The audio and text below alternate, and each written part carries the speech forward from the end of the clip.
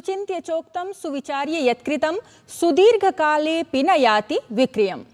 चिंतन करके कहा हुआ वचन और बुद्धिपूर्वक विचार के बाद किए हुए कार्य का परिणाम लंबे समय के बाद भी सुखदायक होता है। नमस्कार, मैं हूं लता, आपके साथ सुप्रभातम कार्यक्रम के एक और नए अंक में आप सभी का स्वागत है।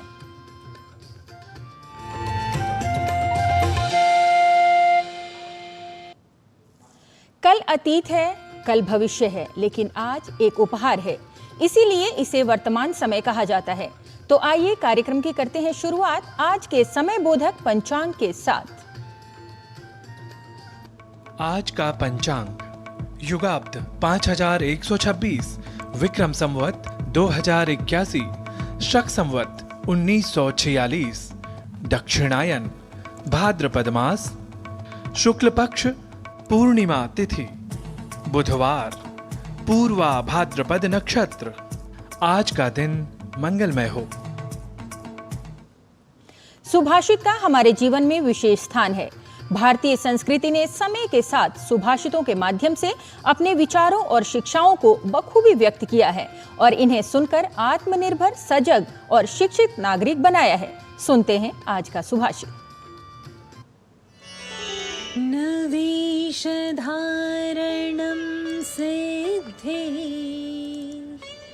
कारणं न च तत्कथा क्रियैव कारणं सिद्धे सत्यमेतन्न संशयः।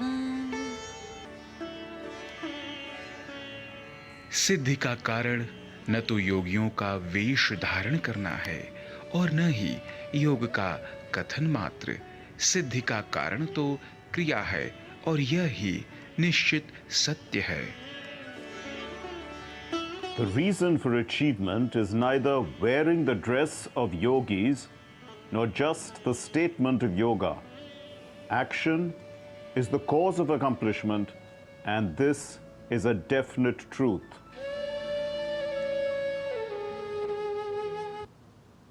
आज भारतीय ज्ञान परंपरा प्रभाग में हम बात करेंगे एक ऐसे अंग्रेजी संस्कृत शब्दकोश के विषय में जो भारतीय ज्ञान परंपरा को पोषित करता है और जिसका हाल ही में विमोचन हुआ है।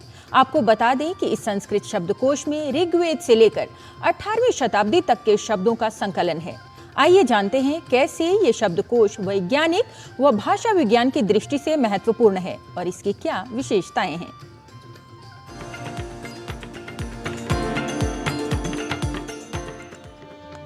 भावों के सही संप्रेषण के लिए सही अभिव्यक्ति आवश्यक है। सही अभिव्यक्ति के लिए सही शब्दों का चयन आवश्यक है। सही शब्दों के चयन के लिए शब्दों का संकलन आवश्यक होता है और शब्दों के संकलन को ही शब्दकोश कहा जाता है। वस्तुतः शब्दकोश में शब्दों की वर्तनी, उनकी व्युत्पत्तियां, व्याकरण के निर्देश, अर्थ, परिभाषाएं, प्रयोग, पदार्थ आदि का समावेश होता है। भारत ज्ञान विज्ञान के क्षेत्र में संपूर्ण विश्व में हमेशा अग्रणी देशों में एक रहा है और वैदिक साहित्य के रूप में ज्ञान का सूर्योदय भी भारत में ही हुआ। यहीं से इसके ज्ञान का प्रकाश संपूर्ण विश्व में फैला।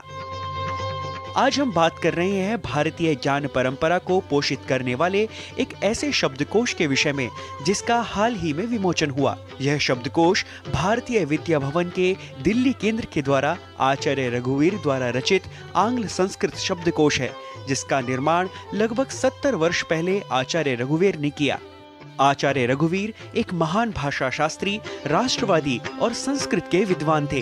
भारतीय भाषाओं को आधार बनाकर उनका अद्वितीय और मौलिक योगदान है। सन 2024 में ही भारतीय विद्या भवन के KM मुंशी भारतीय प्राच्य विद्या केंद्र द्वारा 9 खंडों में प्रकाशित इस अंग्रेजी संस्कृत शब्दकोश का विमोचन खुद भारत के उपराष्ट्रपति जगदीप धनखड़ ने किया। 8000 वर्षों के भाषाई विरासत के सम्मिश्रण के साथ इस शब्दकोश में ऋग्वेद से लेकर 18वीं शताब्दी तक प्रयुक्त संस्कृत वाङ्मय के शब्दों का संकलन है।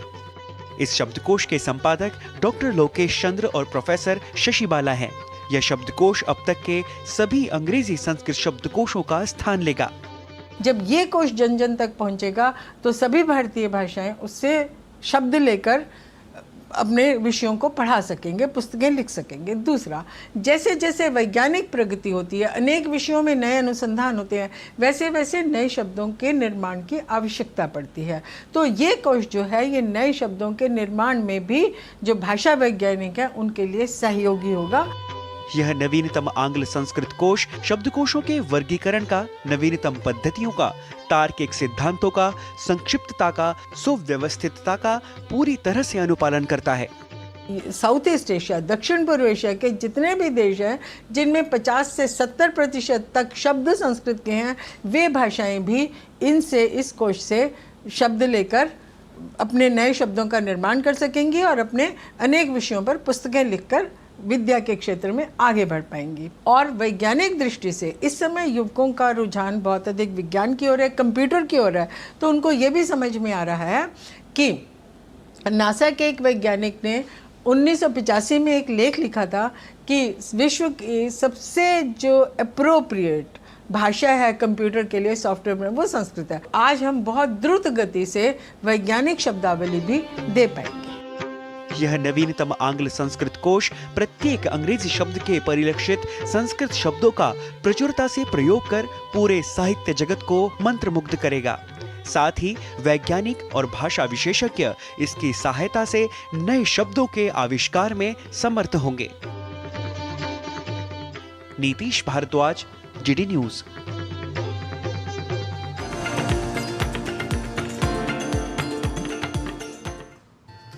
और भारतीय ज्ञान परंपरा के बाद कार्यक्रम में अब आगे बढ़ते हैं और बात करते हैं स्वास्थ्य की।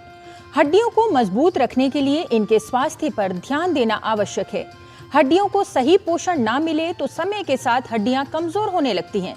हड्डियों की मजबूती के लिए हमारे आहार में कौन से खाद्य पदार्थ होने चाहिए, आइए जानते हैं किरण भारद्वाज की इस विशेष रिपोर्ट में।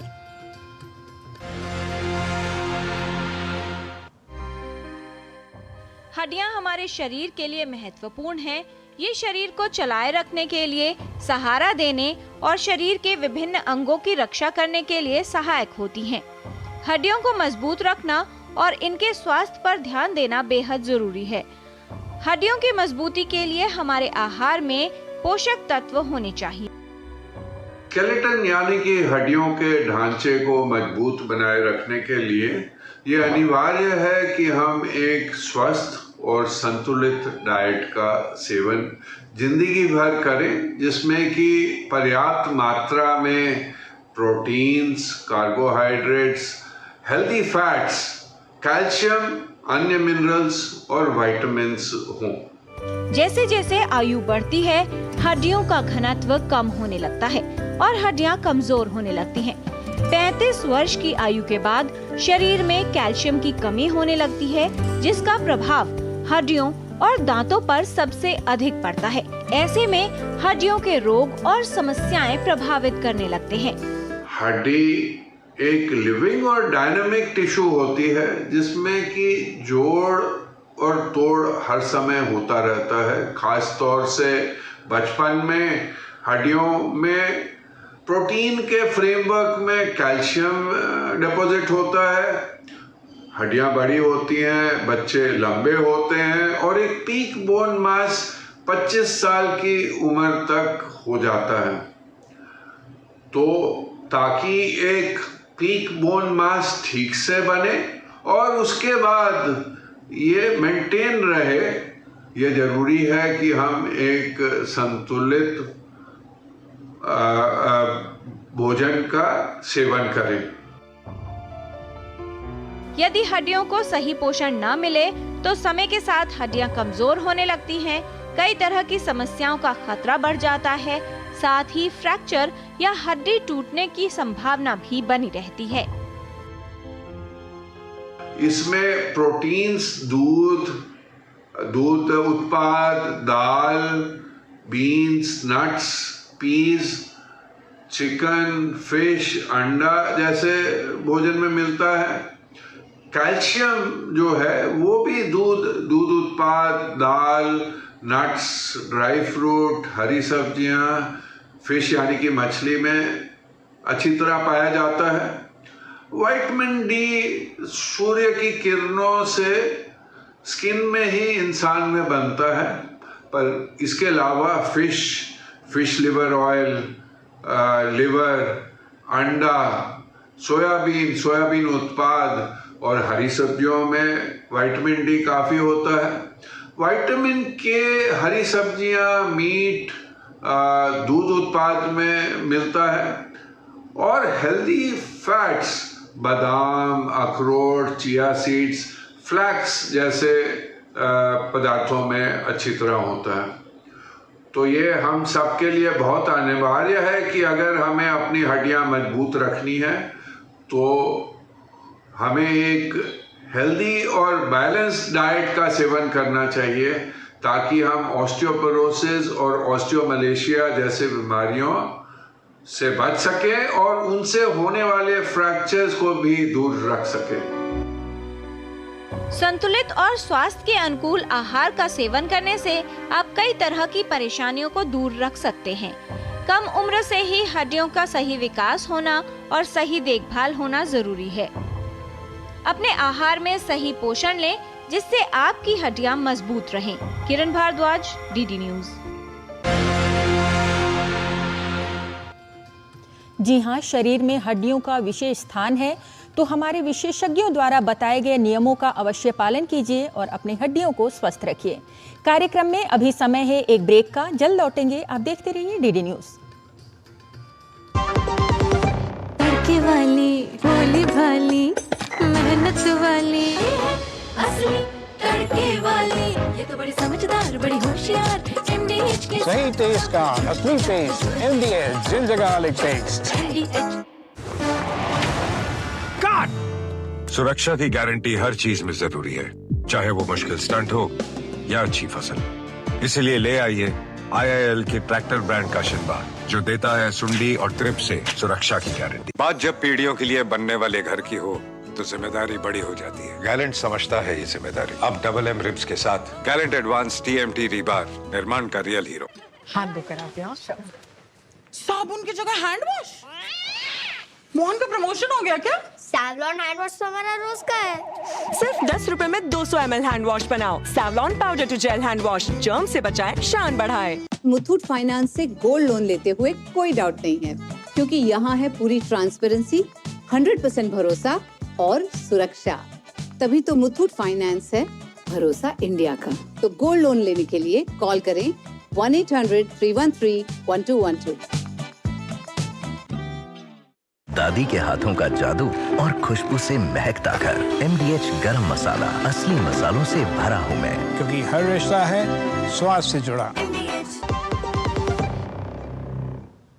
ब्रेक के बाद फिर से आपका स्वागत करते हैं और बात योग की करते हैं। योग शारीरिक, मानसिक और आध्यात्मिक अनुशासन के लिए अत्यधिक महत्वपूर्ण है, जिसका अभ्यास स्वास्थ्य और विश्राम के लिए किया जाता है। योग स्वस्थ रहने का प्रभावशाली विकल्प भी है। शरीर में ऊर्जा का संचार हो तो व्यक्ति दैनिक कार्यों को बेहतर रूप से कर सकता है, जिसके लिए योग सहायक है। आइए देखते हैं दिन भर ऊर्जावान रहने के लिए उपयोगी यौगिक क्रियाएं। आज का हमारा टॉपिक है कुछ ऐसे आसन जो सुबह सुबह हमें ऊर्जावान और कार्यशील बनाए। इसमें हम पहला आसन करेंगे कोणासन 3, जो कोणासन का थर्ड वेरिएशन है। उसके लिए हम पैरों के बीच में पहले 3 से 3.5 फुट का डिस्टेंस रखेंगे। अपने हाथ को सामने लेंगे, आगे इस तरह से स्प्रेड करेंगे और नीचे झुकेंगे, ऊपर की तरफ देखेंगे।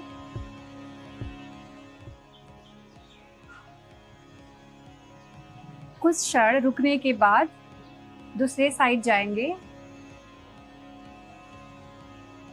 और वापस से ऊपर देखेंगे,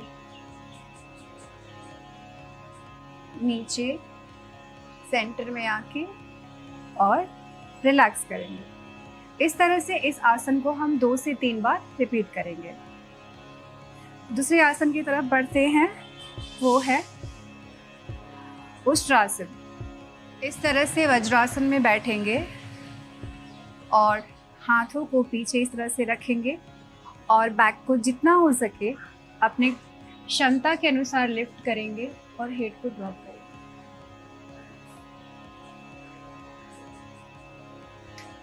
धीरे से रिलैक्स हो जाएंगे। इस आसन को भी 2 से 3 बार रिपीट कर सकते हैं। अब हम तीसरी आसन की तरफ बढ़ेंगे। इसे कहते हैं अधोमुख स्वानासन, डाउनवर्ड फेसिंग डॉग। इस तरह से घुटने को उठाएंगे और अपर बॉडी को अंदर की तरफ पुश करेंगे।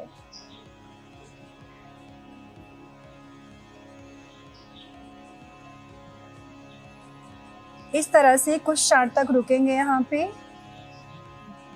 फिर वापस से रिलैक्स। आइए अब हम कुछ प्रैक्टिकल टिप्स जानते हैं हमारी पूज्य हंसा माँ योगेंद्र से। नमस्कार। दिन भर में एक्टिव रहने के लिए, उत्साहित रहने के लिए ज़रूरी है कि हम उठें जल्दी। सूर्योदय के पहले उठना बहुत ज़रूरी है और जब सूर्य उग रहा है तब उसे देखना, आंखें बंद करके सूर्य की रोशनी अपने ऊपर लेना बहुत फ़ायदेमंद है। दिन में भी कभी धूप अगर मिले तो पैर पर भी थोड़ी धूप ले ली जाए तो बहुत फ़ायदा होगा। धूप शरीर के लिए बहुत ज़रूरी है। ज़रूरी है कि हम ब्रेकफास्ट बराबर टाइम से खाएं और ब्रेकफास्ट खाएं अवॉइड ना करें, और वो हेल्दी स्नैक हो, प्रोटीन प्रोडक्ट सही हो, ओट्स हो और पोहा हो, कोई भी हमारा नॉर्मल ब्रेकफास्ट हो, मगर थोड़ा सा खाना ही है। और नट्स भी लेने हैं, वो भी एनर्जी बढ़ाते हैं। फिर ज़रूरी है कि हम चलना, थोड़ा वॉक करना हर 2 घंटे में बहुत फ़ायदा करेगा। खाने के बाद चलना ही है, खाने के पहले थोड़ा चलना है।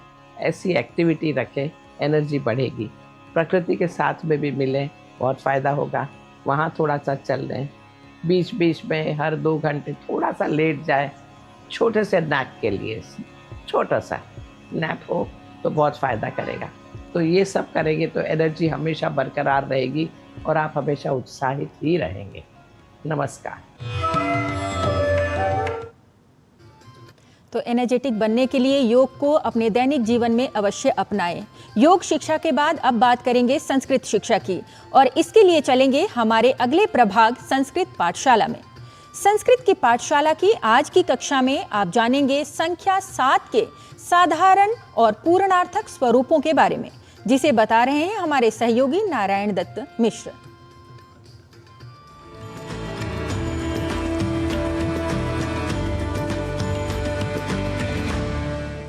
संस्कृत पाठशालायाः अभिनवायां कक्षायां सर्वे स्वीकुर्वन्तु मम नमः। स्वागतम करोमि भवतां समेषामहं नारायण दत्त मिश्रः। संस्कृत की कक्षा में संख्याओं के साधारण और पूर्णार्थक स्वरूपों को जानने की श्रृंखला में आज संख्या 7 के संस्कृत प्रयोगों को हम अच्छे तरीके से जान लेते हैं। देखिए, संख्या 7 के लिए संस्कृत में हम साधारण रूप से कहते हैं सप्त, और यहाँ ध्यान दीजिए कि 7 शब्द के पुल्लिंग, स्त्रीलिंग और नपुंसकलिंग स्वरूपों में कोई परिवर्तन नहीं होता, अर्थात सभी लिंगों में 7 के लिए एक ही संस्कृत शब्द होगा और वह होगा सप्त। तो संख्या 7 से जुड़े इस विशेष तथ्य को जान लेने के बाद आइए तीनों ही लिंगों में एक समान स्वरूप वाले सप्त शब्द का कुछ वाक्यों के साथ कर लेते हैं प्रयोग। सबसे पहले संख्या 7 का पुल्लिंग में वाक्य प्रयोग हम कुछ ऐसे कर सकते हैं। इंद्रधनुषः सप्तवर्णाः सर्वान् मोहयन्ति, जिसका अर्थ है इंद्रधनुष के 7 रंग सभी को मोहते हैं। अब 7 का संस्कृत वाक्य प्रयोग स्त्रीलिंग में कुछ यूं कर सकते हैं। सूर्यस्य सप्त दीधितयः भवन्ति इति वैज्ञानिकम तथ्यम, जिसका अर्थ है सूर्य की 7 रश्मियां होती हैं। यह वैज्ञानिक तथ्य है। संख्या 7 का संस्कृत वाक्य प्रयोग नपुंसकलिंग में हम कुछ यूं कर सकते हैं। भारतस्य पूर्वोत्तरवर्तीनि सप्त राज्यानि कस्मै न स्युः प्रियाणि, जिसका अर्थ है भारत के पूर्वोत्तरवर्ती 7 राज्य किसे पसंद नहीं होंगे। यहाँ ध्यान दीजिए, संस्कृत में 3 या उससे अधिक की संख्या को हम बहुवचन कहा करते हैं, जैसा कि नाम से ही स्पष्ट है। बहु अर्थात बहुत, जहाँ 2 को हम बहुत नहीं कह सकते। यह और बात है कि संसार की अधिकतर भाषाएं एक वचन के बाद यानी सिंगुलर के बाद प्लूरल ही मान लिया करती हैं, जहां 2 इस संख्या को भी बहुवचन मान लिया जाता है। ऐसे में संस्कृत के एक वचन, द्विवचन और बहुवचन की वैज्ञानिकता स्पष्ट ही है, यह हम आपको बताते चले आ रहे हैं। खैर, इस बारे में हम और भी विस्तार से आपको बताएंगे। तो संस्कृत में बहुवचन के सिद्धांत को जान लेने के बाद अब आप समझ ही गए होंगे कि बालकाः, बालिकाः, स्थानानि जैसे शब्दों के साथ 3 या उससे अधिक संख्याओं का प्रयोग कर लिया जाए तो व्यक्ति संख्या को लेकर भ्रम की स्थिति से निकल सकता है। अर्थात सप्त बालकाः, सप्त बालिकाः, सप्त स्थानानि, इन जैसे प्रयोगों में सप्त इस संख्या का प्रयोग किया जाना अत्यावश्यक है, यह सिद्ध हुआ। अब बढ़ते हैं आगे। यदि संख्या 7 की पूर्णार्थकता बतानी हो तो हम पुल्लिंग, स्त्रीलिंग और नपुंसक लिंग के भेद के साथ कुछ यूं कहेंगे, जैसे 7 की पूर्णार्थकता को हम हिंदी में कहा करते हैं सातवां या सातवीं, जिसे संस्कृत में कहेंगे पुल्लिंग में सप्तमः, स्त्रीलिंग में सप्तमी और नपुंसक लिंग में सप्तमम। आइए इसी क्रम से कुछ वाक्यों का भी कर लेते हैं अभ्यास। भारत के 7वें राष्ट्रपति जैल सिंह थे, इसे संस्कृत में कहेंगे भारतस्य सप्तमः राष्ट्रपतिः जैल सिंह इत्यसौ आसीत्। भारत के संविधान की 7वीं अनुसूची पढ़नी चाहिए, इसे संस्कृत में कहेंगे भारतीय संविधानस्य 7वीं अनुसूची पठनीया। जनसंख्या की दृष्टि से नाइजीरिया का स्थान 7वां है। इसका संस्कृत स्वरूप कुछ यूं होगा, जनसंख्यायाः दृष्ट्या नाइजीरिया देशस्य स्थानं 7मम् अस्ति। तो आज आप सभी संख्या 7 के साधारण और पूर्णार्थक शब्दों के संस्कृत स्वरूप से हो चुके हैं परिचित। संस्कृत पाठशाला की अगली कक्षा में जानेंगे अगली संख्या के साधारण और पूर्णार्थक शब्दों के संस्कृत स्वरूप के बारे में। तावद नमो नमः, पुनर्मिलामः।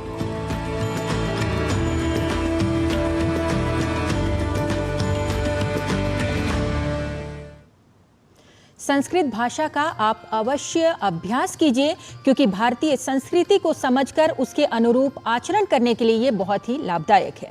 चलिए कार्यक्रम को आगे बढ़ाते हैं और देश में चल रही कुछ सकारात्मक गतिविधियों की बात करते हैं। आलू एक ऐसी सब्जी है जो लगभग हर किचन में मौजूद होती है, चाहे वो घर हो या रेस्टोरेंट।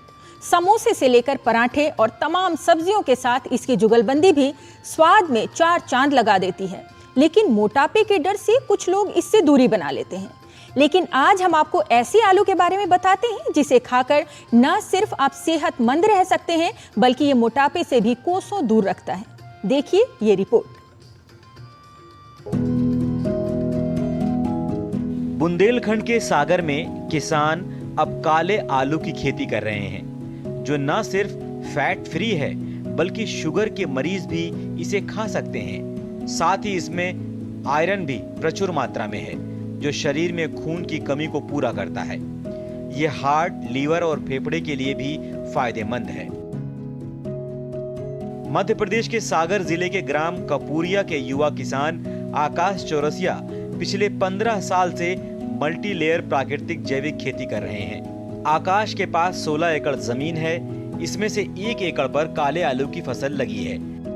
महज 1 एकड़ के खेत में 100 क्विंटल आलू की पैदावार हुई है। आज उनसे अंचल के दूसरे किसान भी प्रेरित हो रहे हैं। इतना ही नहीं, मध्य प्रदेश और उत्तर प्रदेश के कई किसान उनसे आलू उत्पादन की विधि सीख रहे हैं। ये फसल किसानों के लिए बेहद फ़ायदेमंद हो सकती है, क्योंकि इसके दाम बाज़ार में काफ़ी अच्छे हैं। 700 किलोग्राम प्रति एकड़ के हिसाब से ये फसल खेत में लगाई जाती है और लगभग 90 दिन के आसपास की ये फसल है और 100 कुंटल के आसपास इसकी उत्पादन क्षमता 1 एकड़ से होती है। अगर हम 40 और 50 रुपए के हिसाब से एवरेज रेट से देखें तो किसान को 4 से 5 लाख रुपए की इसमें आमदनी होती है। बीज की मात्रा 700 किलोग्राम प्रति एकड़ के हिसाब से लगती है। किसानों के लिए तो ये फसल बेहद फ़ायदेमंद है ही है। साथ में हमने देखा है कि इसके अंदर जो आयरन रिच प्रॉपर्टी है, इसके जो गुण हैं, वो गुण जो है ना सोसाइटी के लिए बेहद फ़ायदेमंद हो सकते हैं। जो डिफिशेंसी आयरन की हमारे बीच में आ रही है, अगर हम इस आलू का सेवन नियमित तौर से करते हैं तो लगभग 1 से 1.5 महीने के अंदर हम आयरन की डिफिशेंसी को दूर कर सकते हैं। आपको बता दें कि काला आलू गुणों से भरपूर है। ये आलू सेहत के लिए बेहद फायदेमंद है। काले आलू में फैट नहीं होता, साथ ही खून की कमी को भी पूरा करता है। इसके साथ ही ये आलू मोटापा कम करने में भी कारगर है। काले आलू में 40% आयरन, 15% विटामिन B6 और 4% फ्लोरिक एसिड होता है। काला आलू हीमोग्लोबिन बढ़ाने, नर्व सिस्टम को मजबूत करने में कारगर है। यह आलू गर्भवती महिलाओं के लिए बेहद लाभकारी माना जाता है। जब ये किसानों ने इस एरिया में, सेंट्रल इंडिया, नॉर्थ इंडिया में जब बोना शुरू किया तो उसमें वो एंथोसायनिन, उसमें एक पिगमेंट होता है जो खुद में एक एंटीऑक्सीडेंट के तरीके से काम करता है, तो वो उसके छिलके पे जमा होता है। इसके कारण उसका कलर थोड़ा डार्क हो जाता है। इसमें अब मैंने आपको बताया एंथोसायनिन होता ही है, और एंथोसायनिन अपने आप में बहुत अच्छा एंटीऑक्सीडेंट है। इसके अलावा इसमें सोडियम है, कैल्शियम है, मैग्नीशियम है और विटामिन सी इसमें काफ़ी अच्छे क्वांटिटी में आते हैं, जो कि अपने आप में ये भी एक फुल न्यूट्रिशन देता है। एंथोसायनिन या पॉलीफिनोलिक्स हम बोलते हैं, इनके रहने से जो पोटैटो का जो ग्लाइसेमिक इंडेक्स है वो कम हो जाता है। जैसे नॉर्मल पोटैटो की जो ग्लाइसेमिक इंडेक्स उसमें 90 के आसपास ग्लाइसेमिक इंडेक्स होता है, इसीलिए डायबिटिक पेशेंट को कहते हैं आप ना खाएं। लेकिन इसका जो ग्लाइसेमिक इंडेक्स है वो 60 से 70 के बीच में होता है, तो बड़ा फायदेमंद होता है। हमारे एक किसान आकाश चौरसिया जो कि काफ़ी अच्छी खेती कर रहे हैं, मल्टी लेयर फार्मिंग कर रहे हैं, नेचुरल फार्मिंग, ऑर्गेनिक फार्मिंग कर रहे हैं। उन्होंने आलू की कुफरी नीलकंठ जो वैरायटी है उसको लगाया है। इसका आलू जो है वो काले कलर का निकलता है, बैगनी कलर का, और इसमें एंटीऑक्सीडेंट की मात्रा काफ़ी होती है। साथ ही शुगर कंटेंट भी इसमें और आलू की तुलना में कम है, इसलिए इसके हेल्थ बेनिफिट्स भी हैं। तो उन्होंने एक अच्छा प्रयास और इनोवेशन किया है। खेती को फायदे का सौदा बनाने के लिए मध्य प्रदेश के किसान अब परंपरागत फसलों के स्थान पर उद्यानिकी फसलों पर फोकस कर रहे हैं। इन फसलों से जहां उन्हें कम समय में बेहतर मुनाफा मिल रहा है, वहीं ये फसलें ज्यादा गुणवत्तापूर्ण भी हैं। आज आकाश अपनी बेहतरीन फसलों से दूसरे किसानों के लिए प्रेरणादायक व्यक्तित्व बन गए हैं। सागर से कृष्णकांत नागाइच के साथ ब्यूरो रिपोर्ट, DD न्यूज। तो ये थी कार्यक्रम में एक सकारात्मक सोच जो आपने देखी, और इसी के अनुसार हम आचरण करने का भी प्रयास करेंगे। प्रत्येक विचार जो हम सोचते हैं वो हमारे भविष्य का निर्माण करता है, अतः सकारात्मक सोचें और वो कार्य करें जिसे आप पूर्ण उत्साह से कर सकते हैं। आज बस इतना ही। मुझे और मेरी पूरी टीम को दीजिए अनुमति। नमस्कार।